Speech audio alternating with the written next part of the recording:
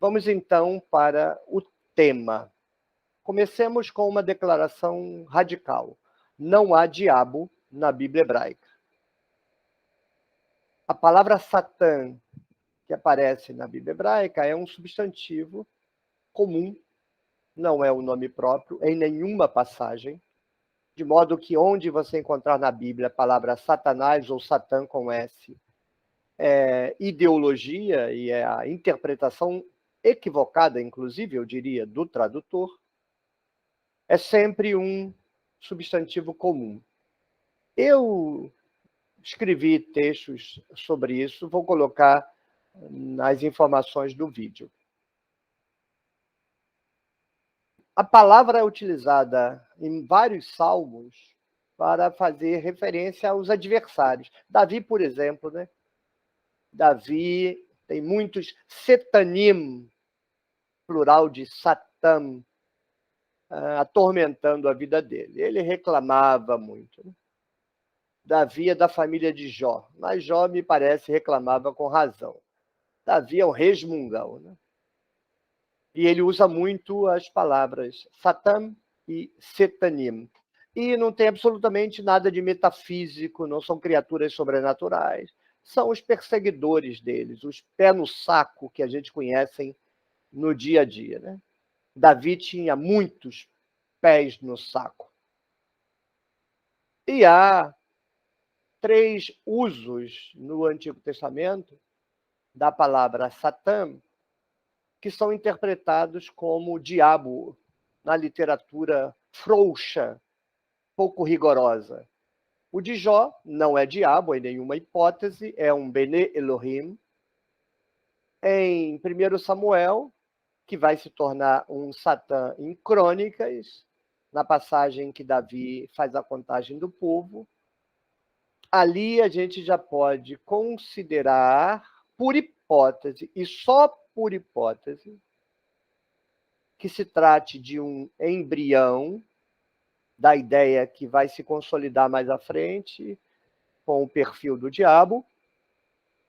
E, finalmente, Zacarias, que não tem absolutamente nenhuma relação com a ideia de diabo, nem embrionária, nem desenvolvida.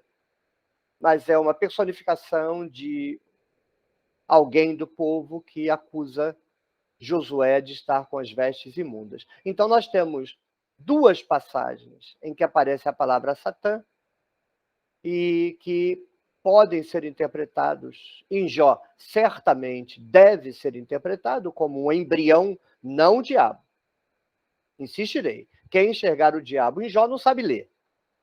Mas como embrião da ideia que mais 1 ou 2 séculos se converterá no diabo na mitologia de Enoque.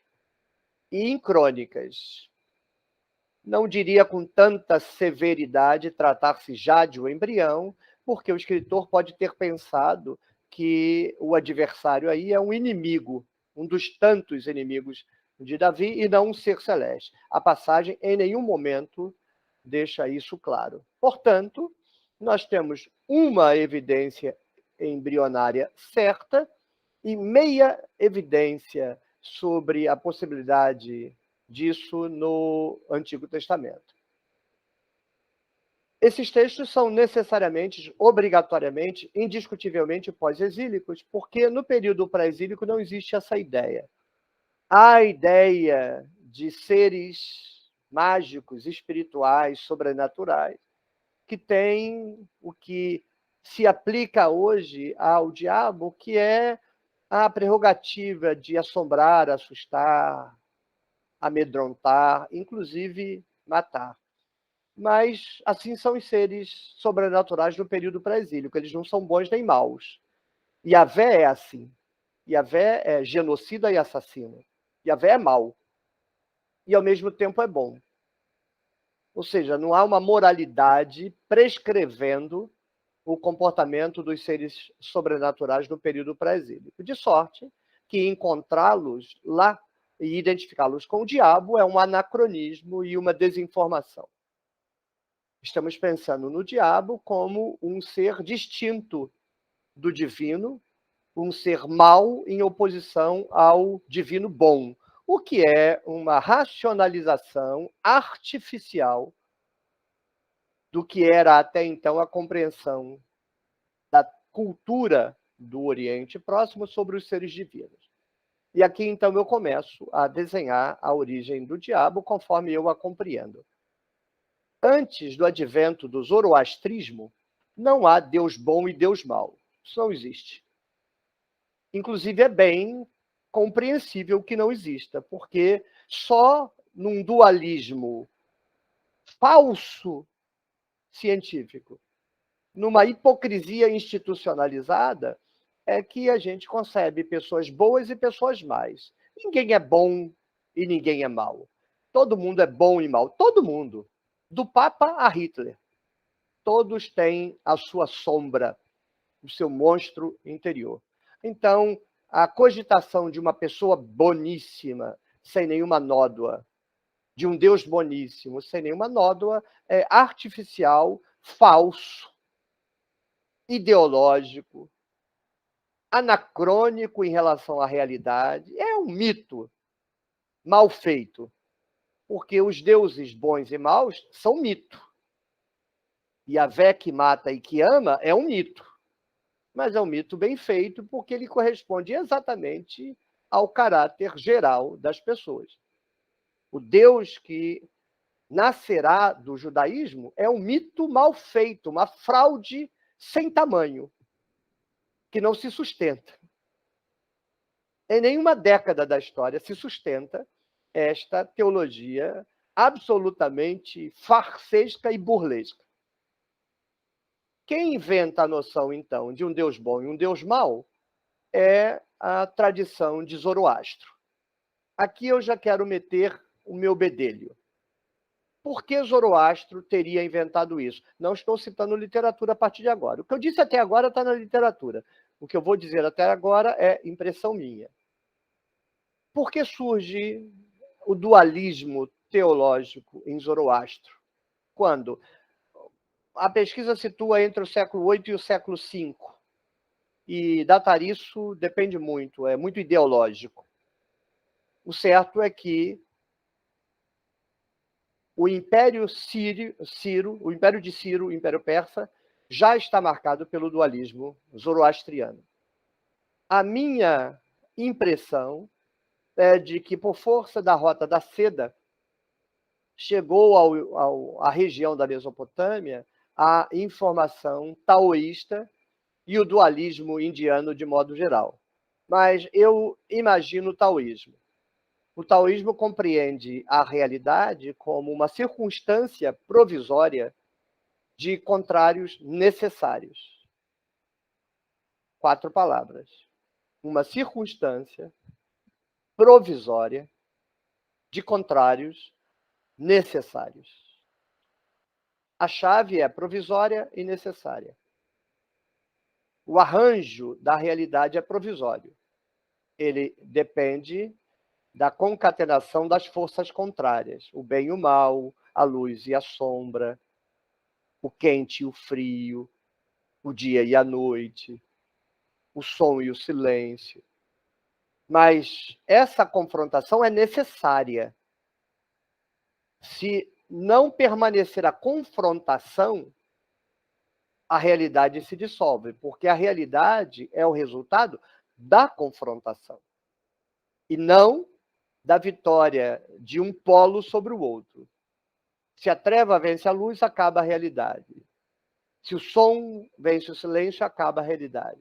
Por isso, o símbolo do taoísmo é yang, aquela imagem cortada ao meio com um S, preto de um lado, branco no outro, mas no lado preto há uma bolinha branca e no lado branco há uma bolinha preta, estabelecendo que, inclusive, a aparência dos elementos contrários necessários está contaminada pelo outro lado. Eu considero o único símbolo religioso que expressa efetivamente o estado da realidade tal qual nós o concebemos. E se a gente pensar que o taoísmo tem mais de 5.000 anos, é um feito absurdo e extraordinário. eu acho que, por força do comércio da Rota da Seda, monges taoístas chegaram até a região da Mesopotâmia, divulgaram a sua filosofia taoísta e, por falta de estrutura cultural, os receptores dessa tradição entenderam errado. É hipótese o que eu estou dizendo, por favor. Eles aceitaram que a realidade é o resultado do confronto de forças contrárias, mas esqueceram o necessário.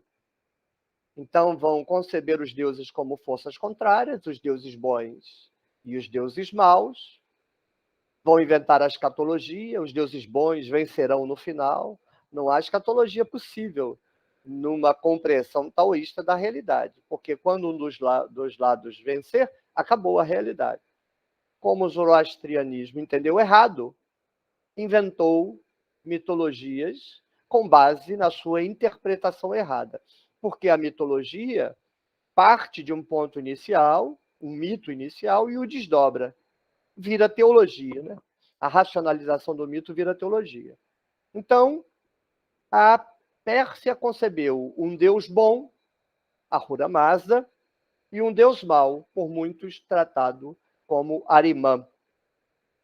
E o ciclo da vida responderia ao confronto contínuo desses dois deuses, sendo que a vitória de um e de outro define os acontecimentos da vida, das pessoas e da sociedade. Quando Deus bom vence, bênção. Quando Deus mal vence, desgraça. Isso está absolutamente distante da cultura da Bíblia hebraica no período pré-exílico. Compare esse quadro dualista, o Deus bom e o Deus mau. O Deus bom faz shalom e o Deus mau faz ra, com Isaías 45:7. Lá está escrito que o mesmo Deus, ali é Yahvé, mas isso vale para qualquer outro Deus do Antigo Testamento e de toda a bacia do Mediterrâneo, o mesmo Deus, no caso Yahvé, faz shalom e faz ra. Há uma unidade de potência.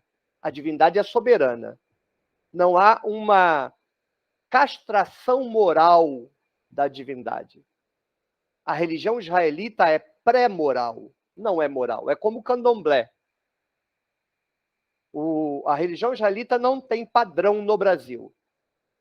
Quem acha que os israelitas são os antepassados das igrejas evangélicas, da igreja católica, não sabe nada, nem de igreja evangélica, nem de israelitas do passado. Eles são, se eu posso usar essa expressão, porque eu não estou propondo aqui nenhuma dependência cronológica, é apenas uma dependência de modelo conceitual, os antepassados, os descendentes dos israelitas no Brasil são o povo de candomblé. Nem de Umbanda, porque Umbanda está domesticada pela moralidade cristã, do candomblé, onde os deuses não são bons nem maus, são soberanos, são livres, não estão vinculados a nenhuma injunção moral, como Yahvé, que era absolutamente livre.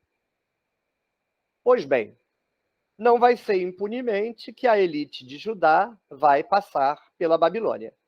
Eles serão evangelizados pelos costumes babilônicos, daí o mito do dilúvio, o Gênesis 1, que não é um contramito, como a teologia da libertação diz, é um mito exatamente nos moldes e com a mesma função do Enuma Elis. O Enuma Elis é para inaugurar o novo Império Babilônico e Gênesis 1 é para inaugurar Jerusalém. É a mesma função, sem tirar nem pôr. Não é contramito de natureza nenhuma. Mas, com a Babilônia, ao contrário também do que a literatura vai dizer, que quando a elite de Judá chegou na Babilônia ficou horrorizada com o politeísmo, ficou horrorizada coisa nenhuma, porque a elite de Jerusalém era politeísta. Não ficou horrorizado em nenhuma medida. Pelo contrário, se esfalfaram naquela cultura ao ponto de que o livro de Esther é igualzinho ao mito de Ishtar. Inclusive o nome da personagem. mas não apenas o nome, a performance de Esther no livro de Ishtar é a mesma performance de Ishtar, a performance de Esther no livro de Esther é igual à performance de Ishtar no mito de Ishtar. Então, eles se enculturaram sem medo de ser felizes. Discordo categoricamente das interpretações de que eles ficaram horrorizados com a vida da Babilônia. Não, não ficaram nem um pouco horrorizados. Pelo contrário. Mas eles foram profundamente influenciados mesmo pela cultura zoroastriana quando o Império Persa os libertou. Como sabemos? Porque a primeira operação que será submetida à teologia judaíta quando a elite retorna é a conversão de Elohim e, consequentemente, Yahvé, num Deus bom. Ele será castrado da sua capacidade de fazer o mal. Ele vai virar o Deus amor. É a operação mais ridícula de toda a história da mitologia. A transformação do Deus judeu num Deus bom é a coisa mais estapafúrdia que alguém já fez. Você pode considerar pior do que cientologia, se você quer saber. Não, não tem comparação. É absolutamente ridículo. Mas, pelo menos, ridículo no seu desenvolvimento. Porque aqui eu quero sugerir uma interpretação dos primeiros momentos e que talvez esteja insinuado no prólogo de Jó, que é o seguinte. O pessoal que voltou da Babilônia castrou Yahvé. Yahvé é só um Deus bom. Mas eles não criaram a noção do diabo. A noção do diabo só será criada 2, 3 séculos depois, no livro de Enoque.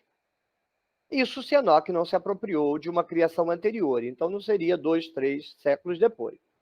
Mas, primeiro Yahvé se tornará um Deus bom, castrado, perderá sua soberania, para depois se criar, no judaísmo, a noção de diabo.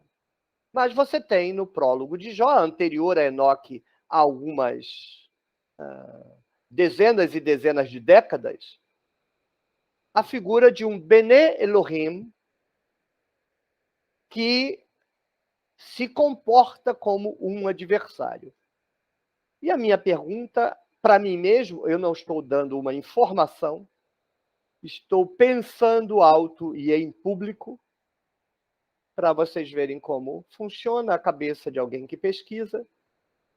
Ele se depara com as peças do jogo e tenta compreendê-las. Como elas não falam, ele trabalha por construção de hipóteses, reflexão sobre essas hipóteses e a validade delas, e depois retorna sobre as narrativas com essa hipótese para ver se elas funcionam. Pois bem, será se o primeiro movimento de quem retornou da Babilônia não foi a monolatria, mas o dualismo? Será se os sacerdotes não pensaram num Deus bom e num Deus mau? Será se depois, com a decisão monolátrica, porque para mim a monolatria não vem de Josias, como Israel Finkelstein pretende, a literatura pretende. Vou correr todos os riscos de estar errado, mas se eu não quero correr risco de estar errado, eu não vou a público. Não acho que é válida e correta a tese de que a monolatria é do período de Josias e que, então, os sacerdotes só vão seguir a orientação dos profetas. Acho esta teoria sem pé nem cabeça. Para mim, a monolatria é pós-exílica e deriva do zoroastrismo e pronto. Mas eu posso estar errado. Mas no zoroastrismo não há monolatria. Há uma monolatria dentro de um dualismo divino. Há 2 deuses, um bom e o mau. E se o fato de o adversário ser um Bene Elohim não pressupõe o dado histórico de que os sacerdotes primeiro tentaram um dualismo, ou seja, copiar a religião persa. Eles tiraram as imagens, é religião persa. Passaram a usar a menorá, é religião persa. O fogo é a representação de Ahura Mazda. Eles adotaram, com certa restrição no templo e com ampla irrestrição mais tarde nas sinagogas, a sinagoga é absolutamente persa. Vide o meu vídeo, adivinha quem eram os fariseus. Para mim, os fariseus são o partido dos persas. E as doutrinas dos fariseus são as doutrinas persas. São ressurreição, escatologia, anjos, inferno, céu. Tudo isso é doutrina persa. Provavelmente, inclusive, o Messias. Mas então eu deixo sobre a mesa essa hipótese. Os sacerdotes implementaram diretamente a monolatria, então Deus é bom, ou eles implantaram um dualismo. Deus é bom, mas tem o Deus mau. Não dá para a gente afirmar isso. Dá para a gente desconfiar disso.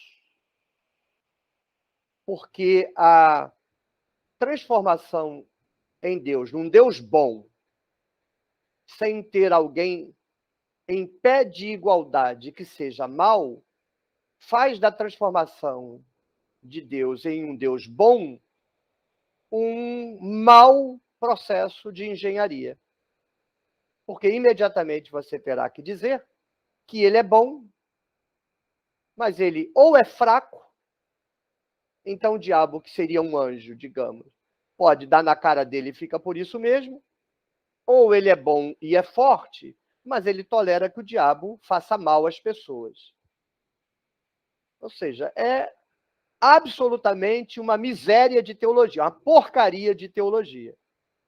Das duas, uma, ou nasceu como uma porcaria mesmo, ou não nasceu como uma porcaria e vai virar uma porcaria por pressões posteriores. E essa pressão pode ser a pressão monolátrica, que se transforma lentamente em monoteísmo. Não pode ter um Deus mau, porque só tem um Deus. Então, só tem Deus. Se isso estiver correto, então o judaísmo passa por uma fase de tentar explicar a consequência de você ter um Deus bom e não ter um Deus mau, que pode estar representado embrionariamente em Jó, descartando-se a hipótese de que ali o Bene Elohim é um Deus do panteão, e interpretando que o Bene Elohim é um Malachim, um Malach, um anjo, digamos assim, como Enoque vai fazer. O judaísmo vai ficar, então, numa situação difícil, porque ele não pode explicar como as pessoas sofrem, sendo que Deus é bom. Então, algumas décadas vão se passar e surge a primeira interpretação, a primeira mitologia, a primeira invenção. Porque tem que ficar claro para os pesquisadores que o diabo é uma invenção judaica. Eles não descobriram a existência do diabo, inventaram a descoberta do diabo. E essa invenção está no magnífico livro de Enoque. É um midrash com base em Gênesis 6, de 1 a 4,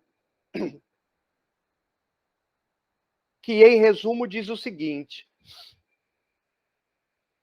a divindade fez os judeus e as judias, a divindade é cercada de malachim, de Bene Elohim como funcionários, os anjos do Novo Testamento, malachim no Antigo Testamento.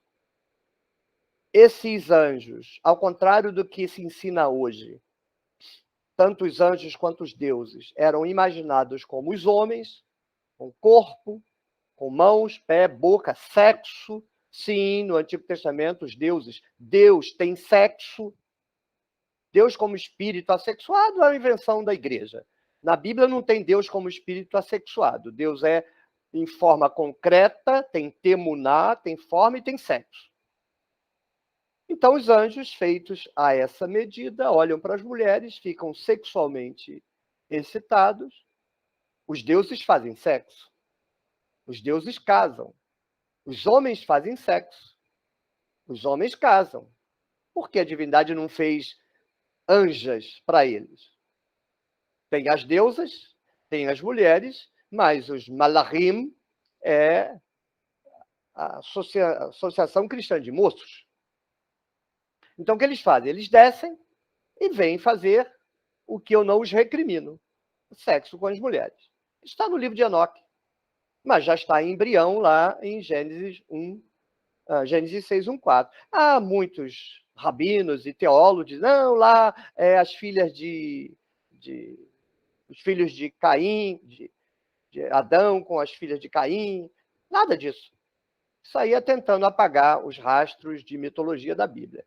A Bíblia é mitologia pura e grossa mesmo. Então lá já está. Os Bene Elohim fazem sexo com as filhas dos homens e nascem os Nefilim, que vão ser inventados como gigantes. A palavra Nefilim não se deriva nada que são gigantes. Isso aí já é invenção. Nefilim deriva de Nafalo, que é caído, os caídos, né? Ou seja, os descendentes do sexo. Inclusive, há possibilidade de procriação. Elas geram filhos. Claro, olha Heracles. Zeus se faz de cisne, copula com Alcmena, mãe de Heracles, Hércules, e Hércules nasce, filho de um deus. O Espírito Santo se forma como uma pomba, cobre Maria, segundo o texto do Evangelho, e nasce Jesus. Então os anjos, os malachim, cobrem as mulheres e nascem os nefilim. Isso é mitologia. Nos 3 casos é mitologia. O caso de Zeus, o caso do Espírito Santo e o caso do malachim. Mas para entender o texto, você tem que entrar na narrativa. Então Enoque pega esse pequeno mito e inflaciona. Quando os malachim, depois de ter feito sexo com as mulheres, tentam voltar para o céu, Deus não permite que eles voltem, então eles ficam por aqui, se vingando, infernizando a vida dos judeus, fazendo toda sorte de maldades. Vejam como é mito.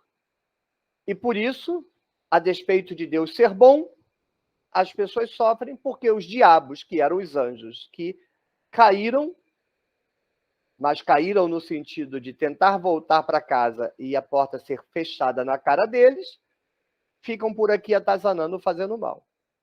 É uma explicação ridícula, é nota 0, é uma estupidez sem tamanho. Não, estupidez, não tem outra palavra. Você acha bonitinha a história? Acho, mas ela é estúpida. Por quê? Porque um Deus todo-poderoso deixa os seus filhos sofrerem porque um bando de anjos está aqui atazanando eles? Você acha que essa história tem alguma coisa de interessante, de séria? É ridícula. É ridícula. Totalmente ridícula. A teologia pré-exílica é mito, mas ela é coerente. Tem um Deus principal, há vários deuses, mas tem um Deus principal. Ele é amoral, ele pode fazer o bem, pode fazer o mal. Então, ele olha para você, se ele estiver num bom dia, ele te abençoa. Se ele estiver num mau dia, ele te amaldiçoa. Pronto. É coerente, é mito. Isso não é verdade. Mas é mito. O dualismo persa é tanto mito quanto o mito da Bíblia hebraica, mas é coerente. Há um Deus bom, há um Deus mau, 50-50, eles têm o mesmo poder. Aí os dois ficam assim, olhando para a rua. Quando passa um persa, o primeiro que chegar lá vai reger ele. Se chegar o Deus bom, abençoa. Se chegar o meu Deus mau, amaldiçoa. E se chegar junto, ele sai no tapa. O Deus que ganhar, decide. É coerente. É mito, mas é coerente. Agora, olha a teologia ridícula que Enoque inventou. É para rir, é para debochar de uma coisa ridícula dessa. Você tem um Deus todo-poderoso, criador não sei das quantas. Aí tem a porcaria do anjo, que a véia podia pegar assim, com o dedo assim, matei um piolho. Afinal, ele é todo-poderoso. E aí, esse Deus todo-poderoso, que é bom, ai, como ele ama, aí tem aqui o Malahim, aí vem aqui num judeu e sacaneia um judeu. E aí o que Deus faz? Oh, eu amo meu filhinho. Ama nada, porque se amasse, tinha impedido ele de sofrer. É ridículo. Aí os teólogos, ainda mais ridículos do que essa teologia ridícula, inventam a explicação ridícula de que Deus tem uma lei acima dele que ele é obrigado de cumprir, é obrigado a cumprir. Porque ele não intervém por conta da lei, da não intervenção, porque ele é moral, mas é justo. Ridículo, era para ter vergonha. Esses teólogos não têm vergonha porque as ovelhas são mantidas na ignorância. Ignorância, que sou eu sentado, eu mijo de rir na cara dele, ele vai pegar aquela cara tonta dele e vai sair com vergonha. Porque o cara tá ridículo, cara. Você, para tentar consertar uma doutrina ridícula, você inventa outra pior ainda. Porque se Deus está obrigado a uma lei, então essa lei é maior do que Deus. Simples desse jeito, querida. Simples desse jeito. Para de falar coisa ridícula. Respeita as ovelhas aí, ô tonto. Voltemos. Então é uma teologia ridícula. Mas o que é interessante? Porque é uma mitologia bem pensada em termos de narrativa, né? Essa explicação, o mal que advém aos judeus e às judias, deriva do fato de que os malahim estão presos aqui nesse mundo, porque fizeram e podem fazer sexo com as mulheres e não puderam voltar para o céu, então eles se vingam de Yahvé aqui fazendo mal às pessoas, vai durar todo o Novo Testamento. Não existe doutrina do diabo que tentou tomar o lugar de Deus no Antigo Testamento, nem no Novo Testamento, nem no primeiro século. Durante todo o Novo Testamento, a explicação que os judeus e os primeiros cristãos têm do diabo é a do livro de Enoque, que está mencionado por Paulo quando ele recomenda às mulheres que usem véu na igreja. Tá vendo? Ou igrejas que obrigam a mulher a usar véu. O véu era para os anjos não ficar olhando para os peitos das mulheres e para o cabelo das mulheres para eles não ficar excitados. É mitologia, isso é mito. Mulher, não precisa usar véu, não. Pode tirar o véu. Só quem fica olhando para os teus peitos é o pastor lá do púlpito, não se preocupe. Então, abandone esta concepção ingênua, porque ela é uma mitologia e não tem mais validade. No século II, Orígenes, grande teólogo da igreja, por razões que, para mim, estão relacionadas à propagação da doutrina do sexo com anjos na virada do primeiro para o segundo século. Isso está na carta de Judas. Judas, inclusive, cita o livro de Enoque como palavra de Deus, porque para a igreja primitiva, os apócrifos, hoje tratados como apócrifos, eram considerados palavra de Deus. Judas não cita um livro da Bíblia, e cita 3 apócrifos como palavra de Deus. Durma com um barulho dele. Ele cita o Testamento dos 12 Patriarcas, o livro de Enoque e a Ascensão de Moisés. De modo que é ridículo o tratamento que a gente dá aos apócrifos em detrimento da Bíblia, porque a Bíblia é palavra de Deus, apócrifos não. Ou seja, quem montou o Novo Testamento comete o mesmo crime que Lutero cometeu, montando a Bíblia dele e jogando fora 7 livros que durante 1500 anos foram palavra de Deus. O Novo Testamento foi parido com a mesma violência. A igreja usava determinados livros, Israel há mais tempo e a igreja há menos tempo, porque existe há menos tempo, e esses livros são jogados na lata do lixo pela decisão de um bando de megalomaníaco que acha que tem um espírito nas tripas, como Lutero achava. Então, Orígenes vai, na minha interpretação, não acho que isso esteja na literatura, se estiver, nunca li, premido pela pressão dos gregos de importar para o cristianismo o culto dionisíaco, o culto de fertilidade, e assimilar isso à tradição cristã pela analogia do sexo com os anjos, a interpretação da origem do diabo como sendo originária do sexo de anjos com mulheres se tornou não recomendável, digamos assim, E eles jogaram Enoque fora. Mas jogando o livro de Enoque fora, você fica sem uma explicação para o diabo. Porque a explicação do diabo é a do livro de Enoque. Então, Orígenes faz a alegoria de Ezequiel e de Isaías, conhecida na igreja, e o que a igreja vai fazer é repetir a alegoria de Orígenes. Porque a explicação que a igreja dá, com base em Ezequiel e Isaías, de que ali é uma referência ao diabo, não é referência ao diabo coisa nenhuma, é alegoria. Aí, como alegoria, você encontra Jesus em Isaías e o diabo em Ezequiel está ótimo. Não tem problema nenhum, é alegoria. Mas é disso que se trata a alegoria e pronto. E quem inventou isso foi o pai das alegorias, Orígenes. E a teologia do diabo está aí até hoje. Essa teologia que é risível, é horrorosa, é perversa, é sem pé nem cabeça. Porque você imagina um Deus bom, que ama as criancinhas, todo-poderoso, que expulsou do céu uma criatura fraca o suficiente para ser expulsa do céu, mas que tinha pretensões de tomar o trono dele. Com Deus, o diabo não aguenta, mas com os seres humanos ele arrebenta. E ele vem para quê?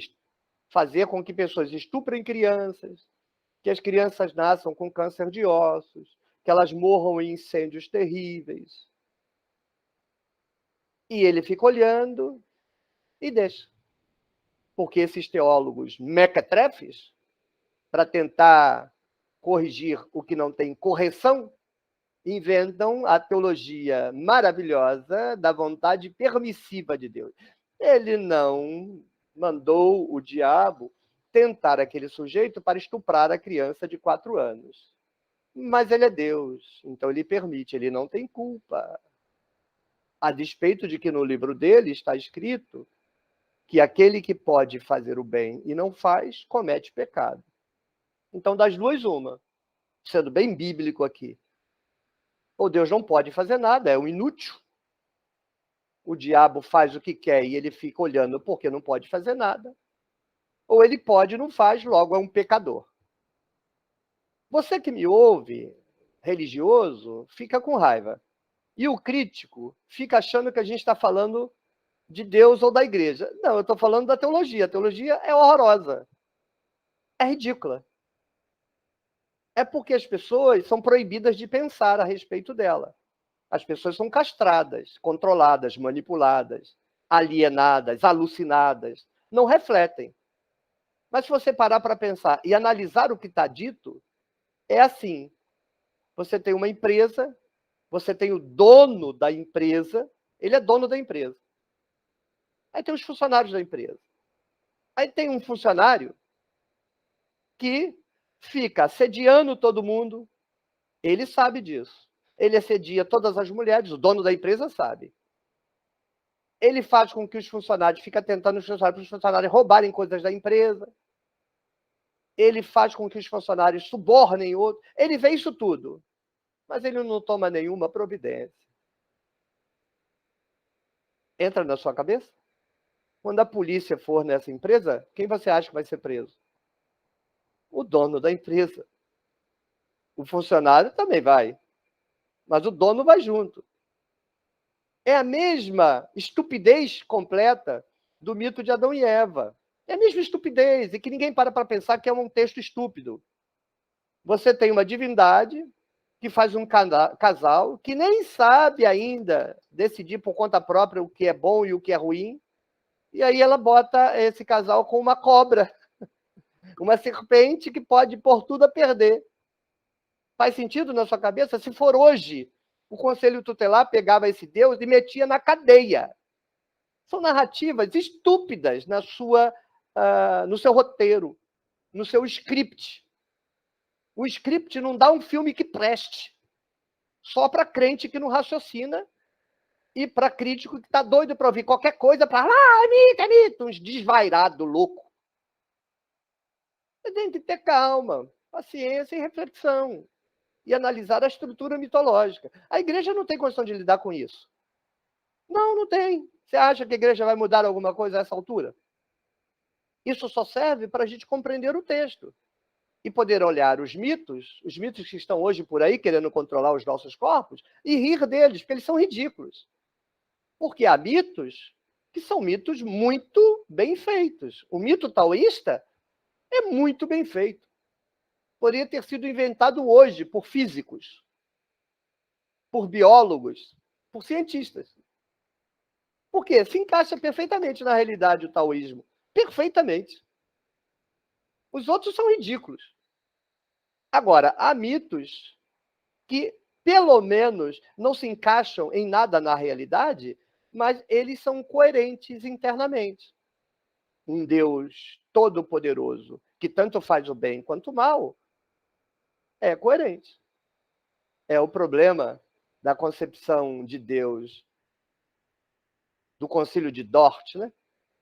Ultracalvinista. Aquilo ali é uma perversão. Alguém que assuma aquela teologia é um degenerado ético e moral. É degenerado quem saliva com aquela teologia podre, ultracalvinista. Mas ela é coerente internamente. É um Deus que trata os seres humanos como camundongo, criou alguns para ir para o inferno, sim. Foram criados para ir para o inferno. Ou a gente não faz assim com camundongos em laboratório? É coerente. Só que esse Deus é uma bestialidade desenvolvido à medida da bestialidade dos ultracalvinistas. Agora, pense a teologia arminiana. Deus é bom. Aí elas vivem 70 anos, cometem lá seus erros, aí Deus vai jogá-las no inferno. Ele não queria, mas em função do que elas fizeram. Mas a pessoa tem livre-arbítrio. Não, não tem livre-arbítrio, é falso livre-arbítrio. Ela tem livre-arbítrio de se curvar diante de Deus. Se ele é livre-arbítrio no seu dicionário, o teu dicionário é ruim, é mequetrefe, não vale a celulose que gastou para imprimir. Livre-arbítrio seria assim. Deus chega, escuta, você quer jogar segundo as minhas regras ou quer outro jogo? Eu quero outro jogo. Beleza, vai ser feliz. Isso é livre-arbítrio. O livre-arbítrio dos arminianos é assim, olha, eu tenho esse porrete. Eu posso te dar uma cacetada ou você pode se curvar de joelho. Escolhe. Isso é livre-arbítrio, querido? Cresça. A teologia arminiana é ridícula. Ridícula. Não se sustenta em 5 minutos. Agora, a calvinista é de gente degenerada. É fascista. É nazista. A teologia ultra-calvinista. Então, você precisa de distanciamento para avaliar as teologias. Não se comprometer com elas. Porque é tudo mito. É tudo mito. São outras regras que imperam na sociedade. São outras as razões para que a sociedade funcione do jeito que funciona. E são todas regras internas à cultura e ao mundo físico. Não há regra alguma em mundo sobrenatural algum regendo coisa alguma. Agora, se você acredita na regra metafísica, eu direi para você, e por que é a sua e não a de outras milhões de religiões? Porque você acha mesmo que a única religião que explica a realidade é a sua. Ou seja, é a leitura científica da realidade ou a leitura da sua religiãozinha, querido. Cresça, ô infeliz. Sai do play, sai da quinta série, ô criatura. Use o cérebro que está aí na sua cabeça. Acredite, tem um cérebro aí. Usa ele. Então vamos encerrar aqui. O diabo é um mito. Não existe doutrina do diabo na Bíblia hebraica no período pré-exílico. Não existe doutrina do diabo na Bíblia, no Antigo Testamento. No Novo Testamento tem diabo em todo canto.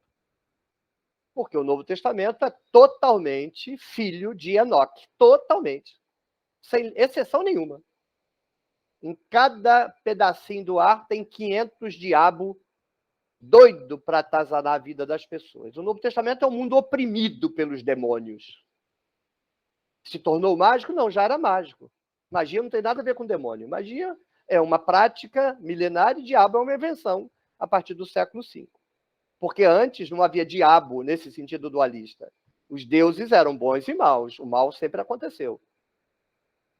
O diabo será, então, embrionariamente desenvolvido em Jó e talvez em Crônicas, já como um anjo ou inicialmente como uma divindade? Deixemos sobre a mesa. Como alguém que não é o próprio Yahvé, com certeza, mas é só embrião. Então não é possível, se você enxergar diabo no Antigo Testamento, você não sabe ler. Aí ele é desenvolvido no livro de Enoque, a história que eu mencionei, sexo com anjos. Essa explicação vai durar até o século II, todo o Novo Testamento está baseado nela. E no século II, Orígenes joga fora essa explicação. E aí ele inventa outra explicação, uma alegoria de Ezequiel, famosa, né? O anjo que quis tomar o lugar de Deus, que no texto é uma referência ao rei de Tiro, não tem nada a ver com diabo nenhum. Espero ter explicado. Fui além do pedido e fiz avaliação. É uma doutrina ridícula, risível, não merece o mínimo respeito à teologia do mal que o judaísmo inventou e o cristianismo adotou. No monoteísmo só existe uma forma de ser coerente à doutrina do mal: Deus ser mal. Ser como o Yahvé, que faz shalom e faz ra. Se você inventa que ele é bonzinho e que tem um anjo mau que fica fazendo a desgraça, você jogou Deus na lata do lixo. Tchau, tchau. Até o próximo vídeo.